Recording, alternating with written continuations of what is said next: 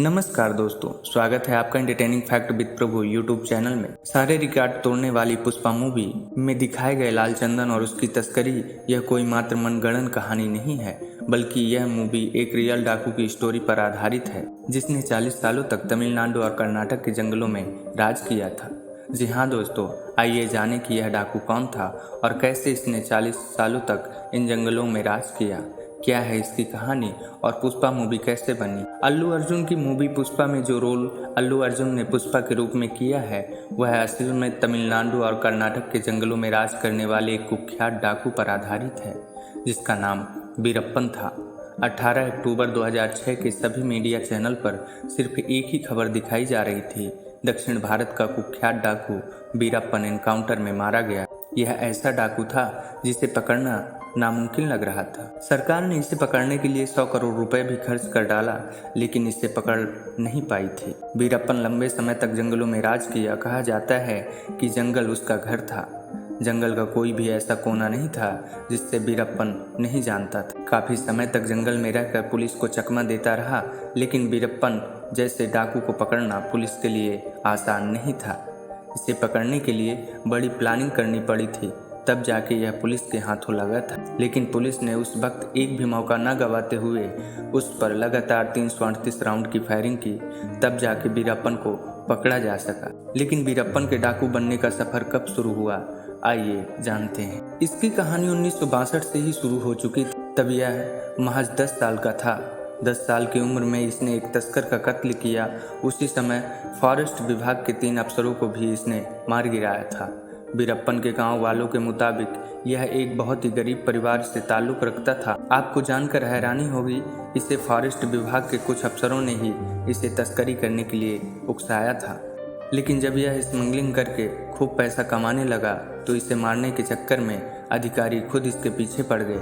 इसके बाद वीरप्पन अपनी जान बचाने के लिए जंगलों में भाग गया और फिर एक नई कहानी शुरू हुई। जंगलों में रहते रहते इसने 17 साल की उम्र में पहले हाथी को मारा। इसने तकरीबन 2000 हाथियों को मारा और कहा जाता है कि वो हाथियों के सिर के बीचों बीच गोली मारा करता था और उनके दांतों की स्मगलिंग किया करता था। इसके अलावा तमिलनाडु और कर्नाटक में पाए जाने वाले बेशकीमती लाल चंदन की स्मगलिंग करता था। चंदन की लकड़ी को काटकर उसकी तस्करी करना उसका खेल था। जब कभी भी कर्नाटक की पुलिस इसे पकड़ने जाती थी तो यह भागकर तमिलनाडु के बॉर्डर को क्रॉस कर लेता था। इसके बाद पुलिस वाले बॉर्डर के नियमों को मानते हुए बॉर्डर क्रॉस नहीं करते थे और बिल्कुल इसी तरह यह तमिलनाडु पुलिस के साथ भी करता था। जब भी कोई इसके खिलाफ जाता, इसे पकड़ने की कोशिश करता तो वीरप्पन उसे सीधे मौत का घाट उतार देता था। अब तक इसने करीब 184 लोगों को मार चुका था। पैसे के लिए यह बड़े बड़े लोगों का अपहरण करता था और पैसे न देने पर उन्हें मार देता था।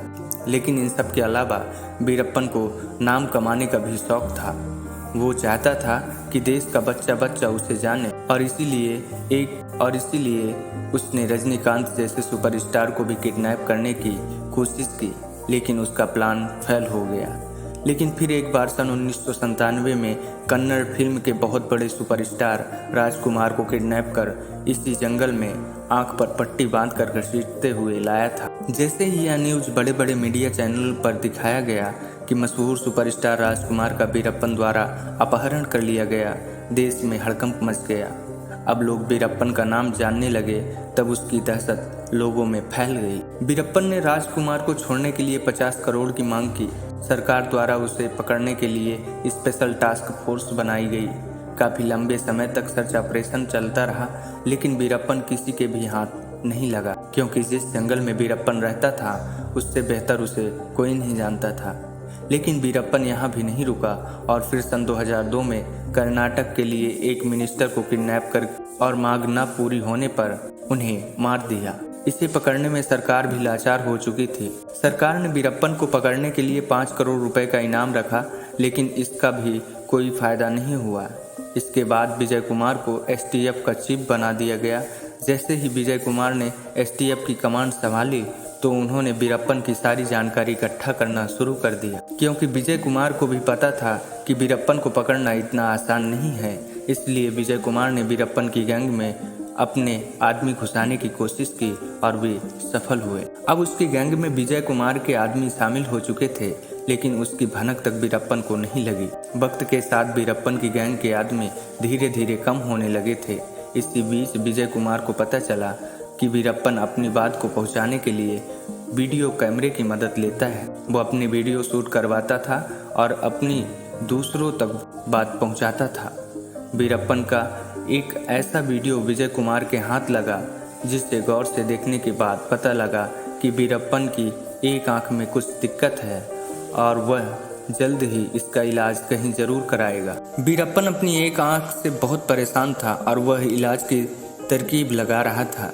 इसी बीच जो वीरप्पन की गैंग में विजय कुमार के आदमी शामिल थे, वो वीरप्पन को उकसाने लगे कि यदि जल्दी ही उसने अपनी आंख का इलाज नहीं कराया तो उसकी आंख खराब हो सकती है। और आखिरकार उस दिन का इंतजार खत्म हुआ जिसका एसटीएफ को इंतजार था। वीरप्पन को पकड़ने की सारी तैयारी हो चुकी थी।